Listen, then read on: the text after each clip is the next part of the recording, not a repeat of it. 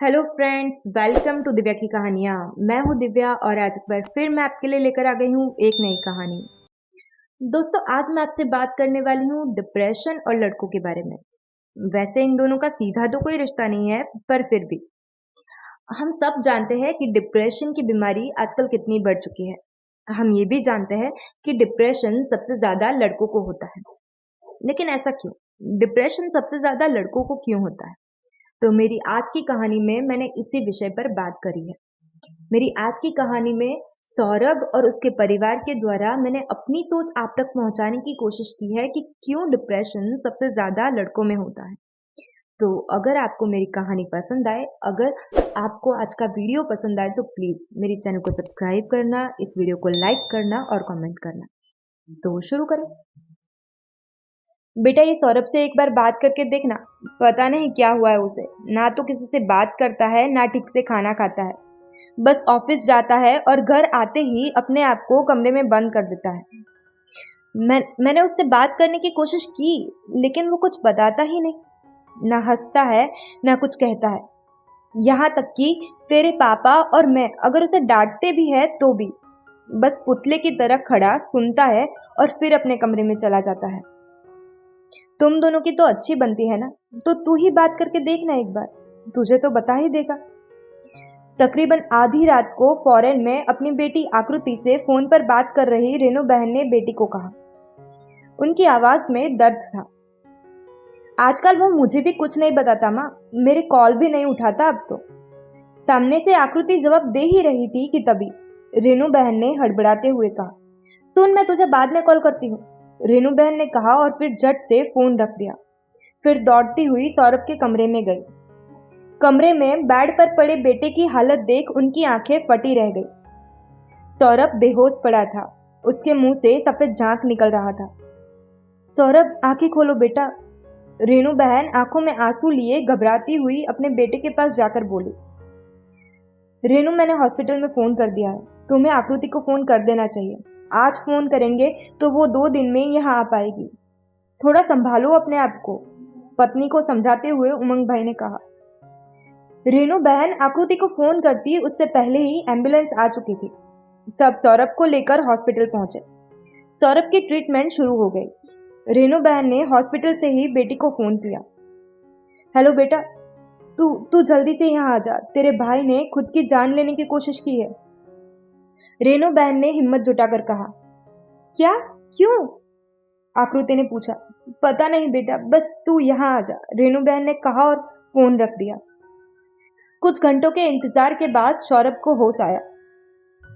देखिए, आप अपने बेटे से मिल लीजिए, लेकिन उससे फिलहाल कोई सवाल ना करे तो ही अच्छा होगा।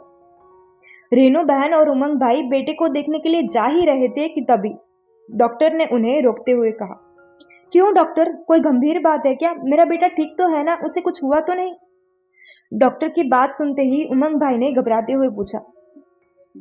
वो सब मैं आपको बाद में बताती हूँ, आप मुझे आकर मिलिए। जाइए, पहले बेटे को देखाइए, डॉक्टर ने कहा। रेनू बहन और उमंग भाई ने अपने बेटे को देखा और फिर डॉक्टर से बात करने के बाद सौरभ को घर लेकर चले आए। घर आते ही सौरभ अपने कमरे में चला गया।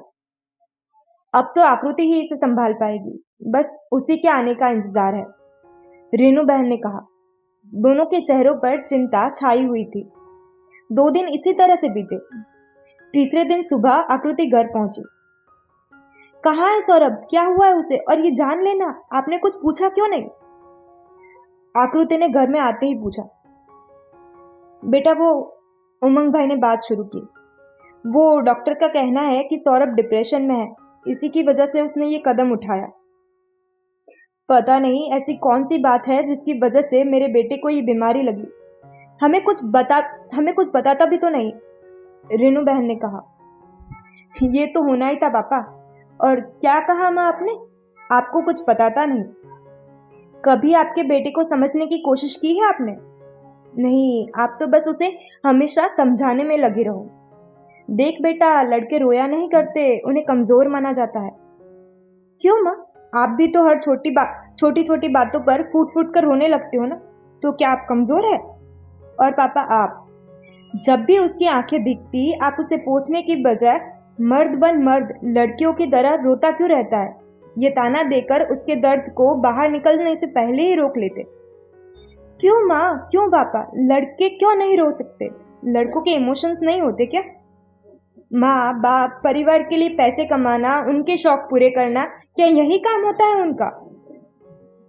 पापा, आप शाम को गार्डन में जाकर अपने दोस्तों के सामने अपने ऑफिस, रिश्तेदारों की बात नहीं करते?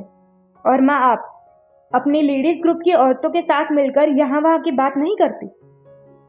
आप दोनों इन सब से बात करके अपने मन का दर्द कम कर लेते हैं, लेकिन सौरभ को तो आप कभी बाहर भी नहीं जाने देते। जब भी वो अपने दोस्तों से मिलने जाता तो आप उसे ये कहकर रोक लेते कि क्या पूरा दिन दोस्तों के साथ घूमता रहता है, पढ़ाई कर, नहीं तो जॉब नहीं मिलेगी। कभी सोचा है उसके मन पर क्या बीतती होगी? पढ़ाई, जॉब और आपके तानों का प्रेशर, बेचारा अकेला कितना सहता। आज सौरभ की जो भी हालत है उसके जिम्मेदार सिर्फ और सिर्फ आप दोनों हैं। अगर आपने अपने सामने उसे रोने दिया होता, उसके मन की बातों को बयां करने दिया होता, तो आज ये नहीं होता। अब मैंने सोच लिया है, मैं सौरभ को अपने साथ ले जाऊंगी, आकृति ने कहा और फिर सौरभ के कमरे में चली गई। Thank you.